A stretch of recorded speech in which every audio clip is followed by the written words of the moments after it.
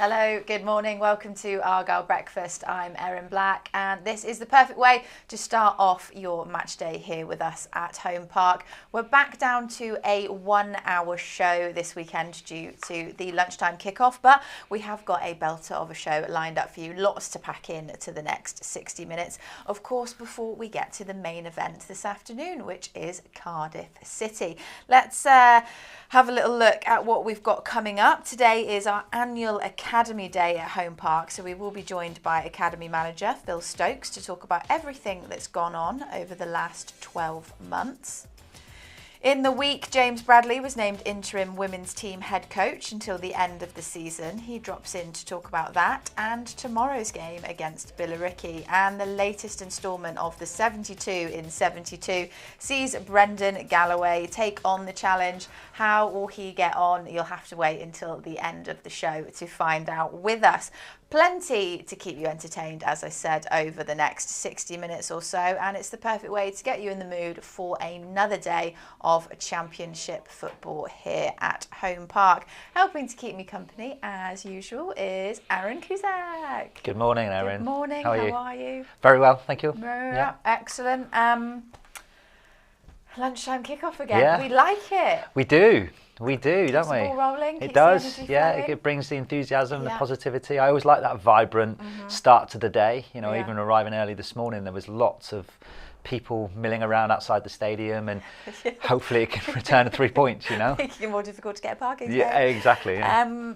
Interesting run of games we're in as well. If you take away the FA Cup fixture, we've had Luton, we've got Cardiff. There's more coming up. It's a area that I think people are looking at about capitalising on points.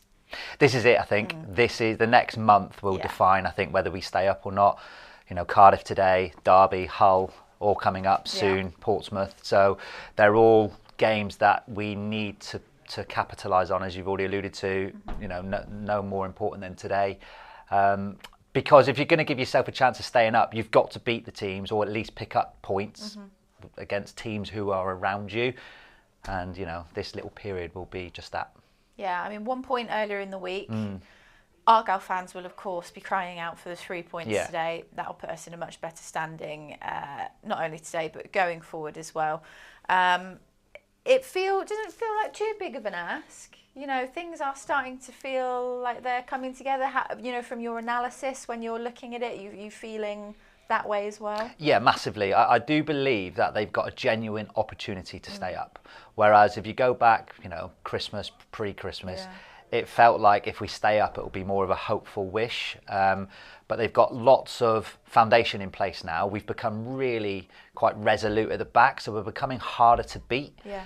So if we know that's going to be a constant for the rest of the season, if we can turn that into converting, what would be draws into 3 points, what would be losses into a point, then that's going to accrue enough points, hopefully, to stay up. Now, today, as we mentioned earlier, is the club's annual Academy Day. So that is a day dedicated to celebrating all the work that goes into the youth system here at the club. There are going to be loads of events planned around Home Park this afternoon, and members from all age groups will be out on the pitch at half-time. So I'm pleased to say that we are joined by Academy Manager Phil Stokes in the studio. Because you're going to talk all things about Academy Day, which we'd love to hear from. But first of all, thank you for coming in. How are you? No, thank you. Good morning. All good on the Academy front, and obviously looking forward to today, really. Yeah, for people that maybe don't know about Academy Day or have missed ones in previous seasons, what does it actually involve on the day? So I think it's probably been running for about 10 years now, and we started it off really giving the Academy players something back and showing an appreciation across the whole fan base of the work that's done. So what they do is they come and watch the game. It's an opportunity, again, that their players and their families can connect with the first team, see the style of play, what's going on, and get a real feel for that pathway. But then at half-time, the under-7s are going to be on the pitch.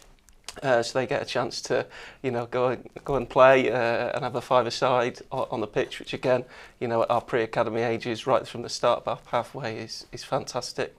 And then the 9s to 16s, or 9s to 18s, sorry, will do a lap around the pitch, again, showing their appreciation, hopefully, from the fans to the work that goes on right the way across the pathway. Now, I was just going to say, you interact with, these young players. So when you've, run previous days like this, what's the feeling like afterwards when they've gone out and had that moment? Like, how do they react? How do they feel about it? Well, again, it's different, isn't it, for them? They're going in front of, 18,000 fans, perhaps for the first time, and again, that for them is different and a different type of exposure, and they're going to have to get used to that if they want to be a professional one day and playing in front of fans, of dealing with that. So it's just the noise, the level around the stadium that they deal with, but they thoroughly enjoy it, they love it, and again, it's a great day for everyone. Yeah. It's really great to see because, like, from a fan who perhaps doesn't know the full infrastructure of the club, they get to see right down to the under-7s how many players are associated with the football club.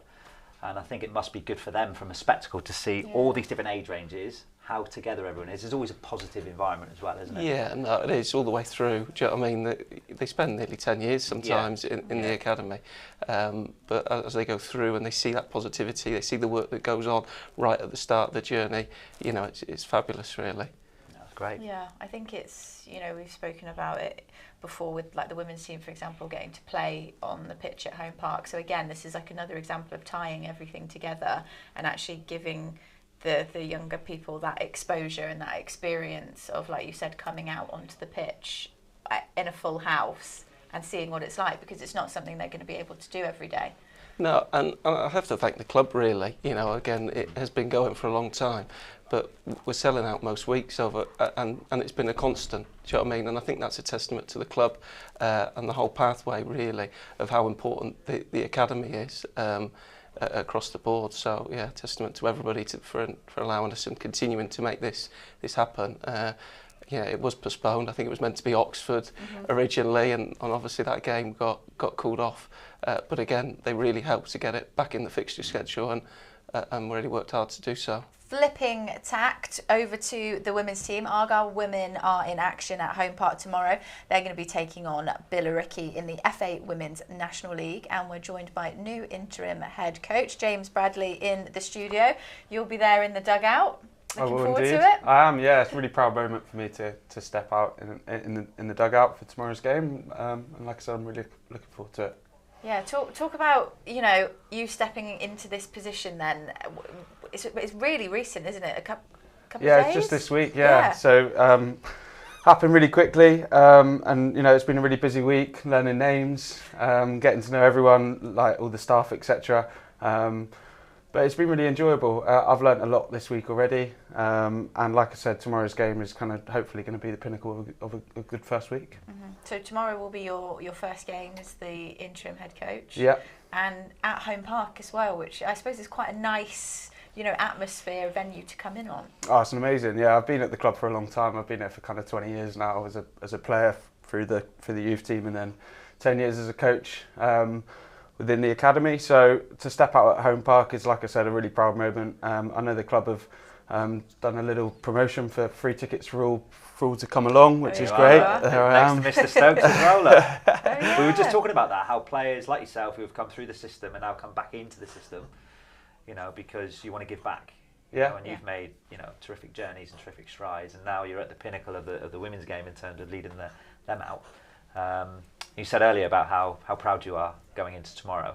What's your journey been like coming through as a player and then kind of coming back in as a coach? I've had a great time at Plymouth Argyle. I really have. So in the academy days, I started at 9 years old, went all the way through the age groups, fortunate enough to get a scholar, played with some fantastic players in the youth team as well, who have gone on to do some great things, and followed their journeys very closely as well. And then kind of had a year out and went straight back into coaching at kind of 20. And then, again, kind of worked my way through the age groups again, from kind of the 9s all the way to assisting Darren with the under-18s last year. And now my current role at the academy is under-16s lead, which is really good. So, producing those young players for Jamie with his under-18 team, who've done fantastic this year, and obviously the FA Youth Cup and having a good league run as well. So, it's a really enjoyable role. I absolutely love it. I feel very fortunate to be able to do it.